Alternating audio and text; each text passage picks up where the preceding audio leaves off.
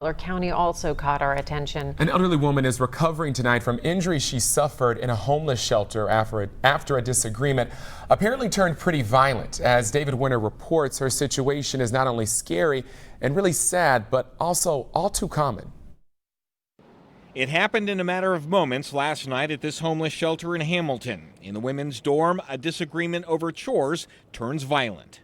And so the person was shoved and hurt. 911 was called, and then she was taken to the hospital, and she does have some injuries. The woman in her mid-80s, the person who allegedly shoved her in her mid-20s.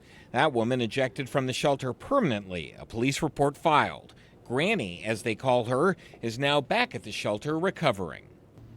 So you might ask, what is a woman in her 80s doing in a homeless shelter or out on the streets anyway? Well, unfortunately, it is not as uncommon as you might hope. Subsidized housing for the elderly and the disabled is in short supply here. At Bell Tower, for instance, the waiting list is a year for anyone over 62. Housing and urban development statistics show there are about 550,000 homeless people in the U.S. on any given night. Of those, 8% are over 62.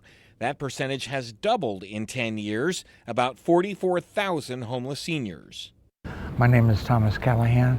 I have a bachelor's degree in hospitality management, and I'm 67 years old, and at this point in my life, I'm homeless. Tom Callahan is one of those statistics. He says a Medicaid mix-up temporarily lowered his Social Security checks from $1,000 a month to about $500 a month, with no family and no safety net. At 67 years old, he says he's feeling a bit vulnerable, like Granny, the woman involved in last night's scuffle. It can be dangerous here, sure. I mean, we're on East Avenue in a pretty dangerous part of town, so just by nature of where we're located alone, there's danger involved. Back to those HUD stats, 12% of homeless people report experiencing violence. That's more than 66,000 people. Tom says he'll keep his head down and stay clear of trouble. I didn't know I was going to end up here.